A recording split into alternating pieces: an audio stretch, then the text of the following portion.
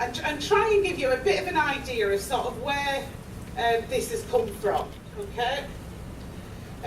In Control is a national charity. It was set up in 2003.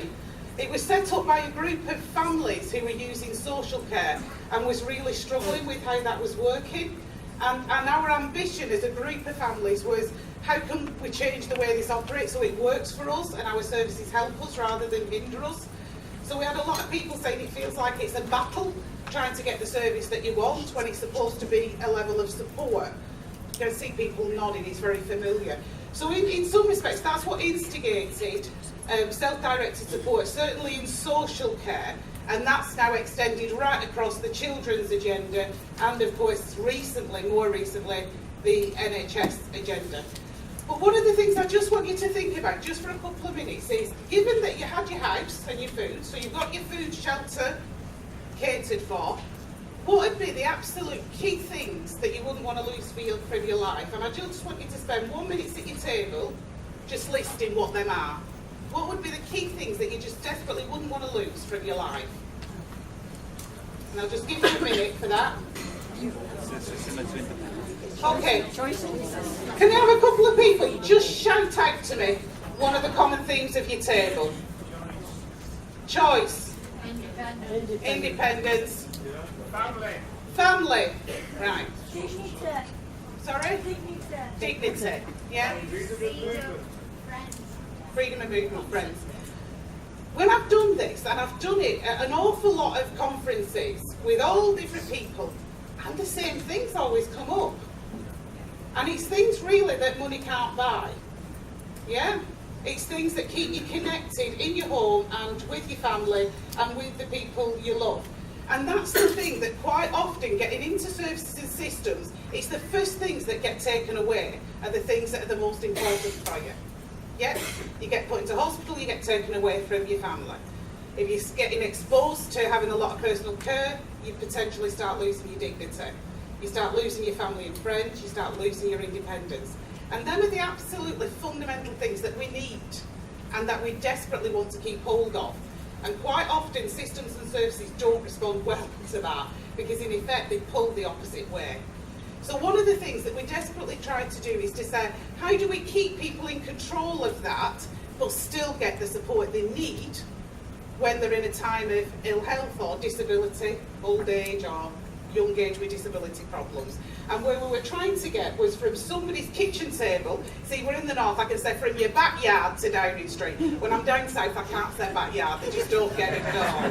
So I have to say from your dining table to Downing Street. But yeah, and really sort of get that.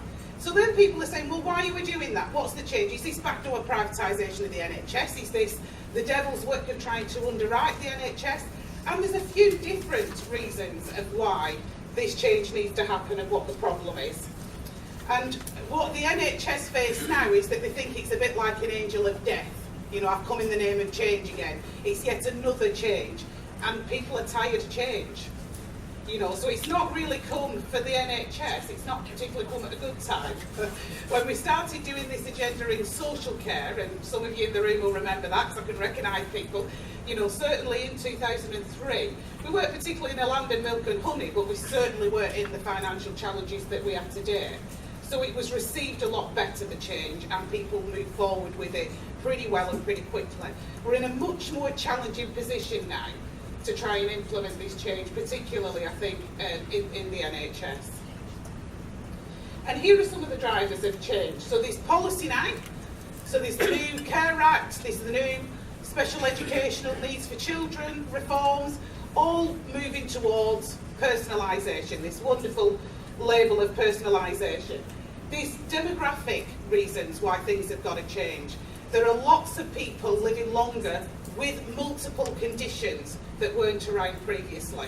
And that's really difficult for systems to work to, because they're used to fixing that part, that part, that part. And suddenly people have multiple conditions, and it's like, oh, now where do we put them? So, and Karen will explain this incredibly well when she says, Gavin might have 3 wheelchairs, but he's only got 1 arse. And so it really is about how do you deal with that when people are dealing with multiple conditions around.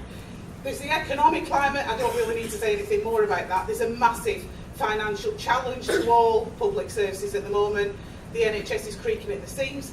But the biggest one I'd want to talk to is this power to the people. There's a movement out there of people who desperately want to keep near to the friends, near to the family, keep the dignity, keep the choice, that needs to get stronger and really get stronger. Because people know what's right and what will work and what won't work for them. So there's this real movement that started off with the inclusion movement, the disability movement, and it's a movement exactly the same as the black movement, the women's movement, the gay movement. It's the same sort of thing. It's a civil right to be able to have your support in a place where you want it to be. It's amazing that I'm stood here in 2013, 14, 15 now, and people still don't have the right to independent living if you're disabled. You know, people absolutely don't have that significant right yet. And for me, for this country, that's really significantly wrong that people haven't got that right yet. So there is a really big movement around people having control and power of their support. So there's 15 million people in England that have one or more long-term multiple condition, and it's rising. So that's just one example of sort of the demographic challenge that the NHS are facing. But personal health budgets are only one part of this bigger personalisation agenda. So it's been around, like I say, it's been around in social care certainly since around 2003. Earlier than that, if you were part of the disability rights movement for direct payments, people have noticed if you're doing a hospital, you can do this choose and book. Do people know about the choose and book? So again, that's another move towards choice, personalisation. So actually this is, in some respects, even though we think it's new, it's actually not that new. So how many of you got Tesco's Club card? And then how many of you get vouchers for cat foods if you've got a cat, or nappies if you've got a bit? You know, personalisation is not new to the world. You know, supermarkets have been absolutely trying to focus on personalised choice and control for a while now. You know, and they're getting very good at pinpointing exactly what people want and what people buy. The public services are a bit lagging behind in this now, and they really need to do a bit of a catch-up on it. So personal health budgets, the opportunities, they help people to manage their health better. They use the money more efficiently. So quite often we would have people saying, well, yes, of course you need short-term support, you need a rest from the person you care for.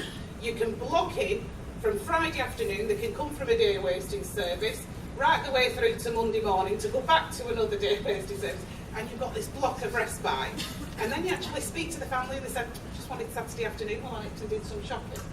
You know, so there is a level of waste in the existence system by blocking people in to boxes when actually what they want is something very specific. So there is that sort of using money. It's not about saving money, but it can use money much more efficiently. It can join up services around an individual and really say, well, hold on a minute, here's the stuff that we want, we'll need this bit from that, particularly for children. That works incredibly well. And it's been proven from the data, and I'm sure Anne-Marie will talk more about this when she talks about the sort of national policy agenda, that it really reduces hospital admissions. So I'm assuming you're going to go through some of this bit, am I right? Can I skip this? Do that one. Okay, so what is a personal health budget? So a personal health budget is an amount of cash to support a person's individual health and wellbeing needs, as agreed between the individual and their local clinician. It's not on top of what you already get, it is your NHS service. You're taking cash in lieu of the services. So it's not additional, it's instead of, yeah? So for example, instead of an agency perhaps coming into your house, you might take the cash and you might know somebody else that you might want to pay to come and do that instead, that's more sustainable and more of a friendly face to the family or the person, more acceptable to them. Okay, and you'll get examples of that from the stories. Okay, I'm going to move on a little bit. So what does it mean for children with disabilities? There's joint commissioning, there's education, health and social. So a lot of kids with special education needs used to have what's called a statement. So they used to serve a child with statemented, which meant they got a level of support then for their education needs. That's changed now, and it's changed to an education, health and care plan. And the idea of this is that people start looking at the whole child. You know, that we can't just say, we're only here for your education bit, and the nurse comes and says, I'm only here for your health bit, and the social services say, I'm only here for your social bit, to actually look at the whole and be able then, as a family, to pull them together and pool that support so that you get the best results then for the child. What it should mean for families is that families then have the services that build around the child rather than the child linking in to the services. So there was one GP from Germany that came over recently visiting, and his analysis of the NHS was, it's amazing, it's like going out for a meal and having to have your starter at one side of St Helens, go for your main meal at the other side of St Helens, go for your dessert then at the other side, and then go back to the original part to pay your bill. And it just wouldn't be acceptable in any other sort of service. And there was that level of trying to, isn't this a national health service to the public?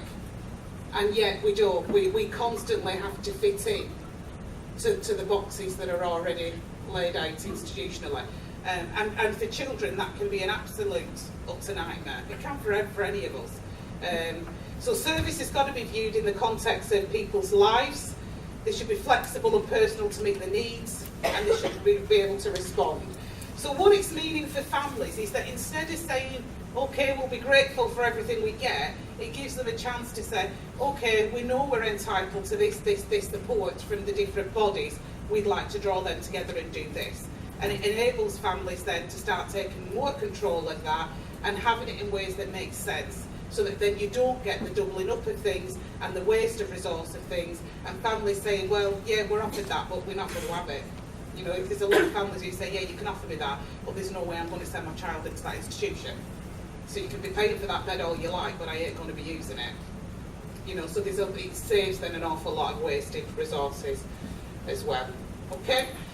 There's more information. I'm going to stop there because I think what really brings this alive is the stories from people. So I'm going to try and save some time. Anne-Marie's going to go over now the national work that's going on from a policy area, and then you'll hear some of the stories. Thank you.